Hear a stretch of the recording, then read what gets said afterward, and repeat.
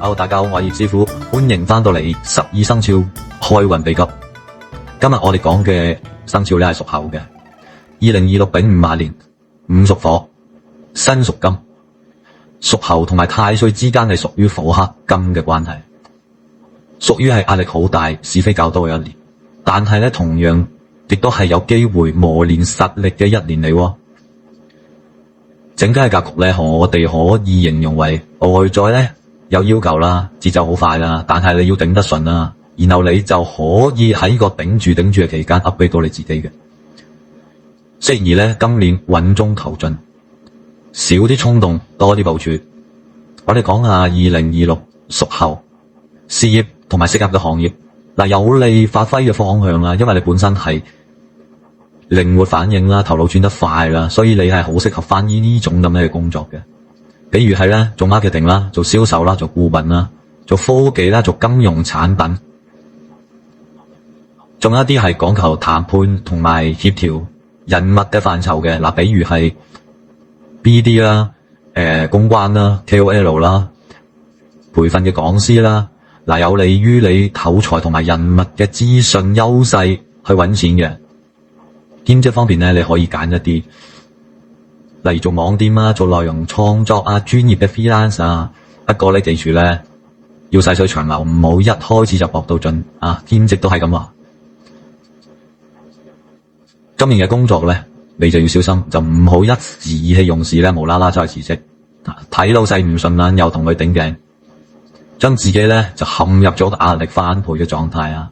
另外咧，你要記住高風險重槓桿嘅投機活動啊，包括一啲短炒股票、期貨啊，加個貨幣啊，要好謹慎。尤其是喺心情唔穩嘅時候咧，好容易啊一錯再錯嘅。咁講姻緣啊，單身屬猴咧，今年係屬於人有緣節奏快嘅一年，好容易喺工作場合啊，喺 level 啊，喺朋友嘅 meeting 當中咧識到新嘅對象。不過咧，火克金嘅氣場底下咧，人係好容易急躁，咁所以會好容易出現傾得好開心，但係冇咗下文嘅情況，所以要避免一開始就投入咗好多感情。如果你係單身嘅咧，我俾一啲催旺嘅桃花嘅小貼士咧，就建議你咧今年多啲着啲白色啊、銀灰色配合藍色或者係卡其色。咁呢啲顏色咧乾淨利落，又唔會處處逼人，減低咗你嘅個人嘅攻擊感啊，提升咗好多好感啊，可以俾其他人望到你噶。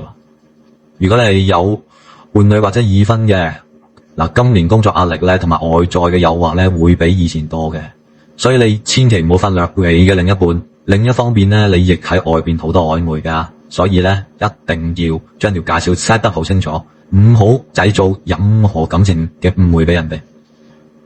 我哋講一講屬猴今年嘅財運同埋忌嘅方位啦。推財旺財嘅方位正西位，正西係屬於正財人物嘅合作位嚟嘅，咁有利咧穩定嘅收入啦、客源啦、合作嘅機會啦，好適合做生意啊、sales 啊、freelance 屬猴嘅嚟嘅。咁我哋建議嘅佈局係你可以擺放一啲金屬嘅擺件啊，或者係銅製嘅筆筒啊，簡潔啲嘅時鐘啦。咁喺呢一個正西位，咁象徵咧你嘅效率咧同埋執行力咧會提升嘅。避免咧喺呢個位置咧放一啲咁嘅爛嘅紙箱啊、舊嘅數簿啊、賬單啊，就唔好俾啲舊數壓住你嘅活水。另外咧，貴人位同埋偏財位就係西北呢個位置咧就有利投資。建議你嘅佈局咧可以係擺一啲貔貅啊、貂蟬啊、聚寶盆啊，咁個頭咧就向住個窗或者門。記住呢個位置要保持光線嘅充足啊！太暗嘅話咧，你可以加一盞暖色嘅台燈。好啦，正北位咧就係穩財同埋減風險位嚟嘅，幫你袋好啲錢，減少花費，唔好做錯投資嘅。所以我哋嘅佈局咧係用一啲深藍色啦，或者係一啲墨色，然後水元素嘅擺設，魚缸、水晶投資嚟象徵咧財如來有序慢慢流動。避免咧就放一啲壞咗嘅電器啊，或者係漏水嘅物品喺呢個位置啊。好啦，另外就係東北位啦。東北位咧就係個學習同埋呢個長遠嘅財位嚟嘅。咁咧，我哋可以俾個建議你，就適合放一啲書台啊、書櫃啊、一啲課本啊，或者一啲工具嘅書籍啊，或者一啲證件相啊，咁啊提醒自己啊，喂，唔好停喎，以後話要不斷學習噶。咁今年咧，忌嘅方位咧就係正南方，咁啊呢個地方都唔好長期咁逗留啊。嗱，正南方咧火氣係最重嘅，對於屬金嘅猴嚟講咧，係好容易造成咗壓力過度啊、暴躁心煩嘅。啊，長期依個方位唔好喺度瞓覺或者做嘢啊，心火好易成嘅。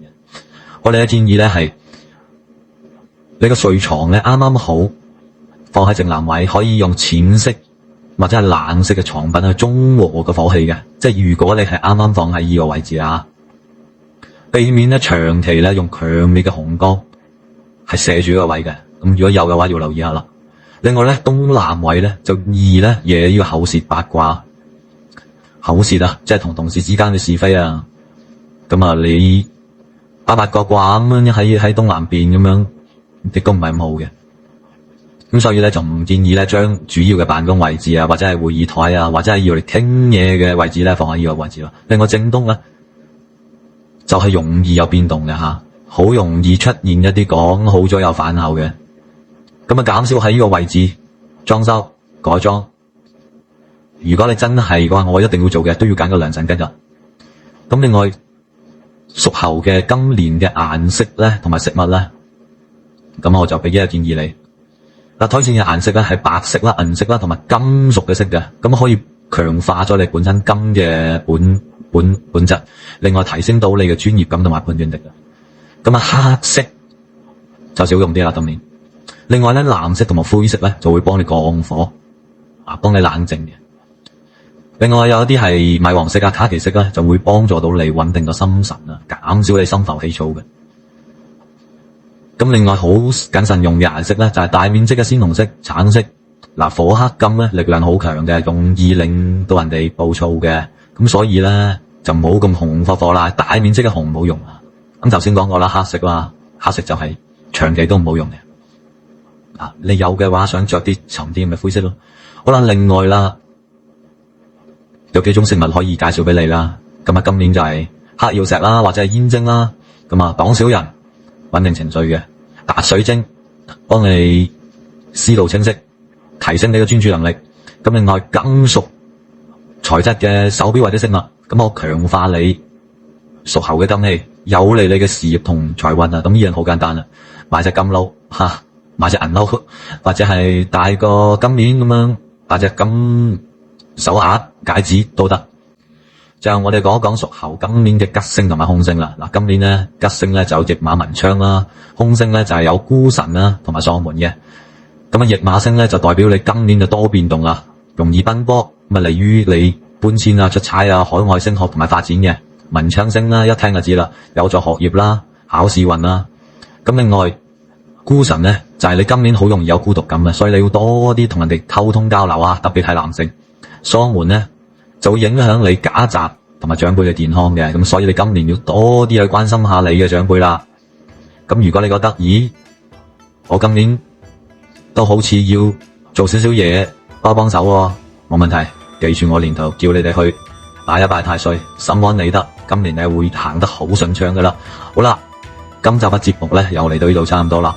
下一集咧，我哋會有重要嘅嘢宣布啊！有好多催運嘅禮物咧，係免費送俾你哋嘅。另外咧，新一輪嘅節目咧，我哋會下一節嘅生肖可能比較裏面同大家講嘅。多謝你哋收睇，中意嘅 like、share、subscribe，拜拜。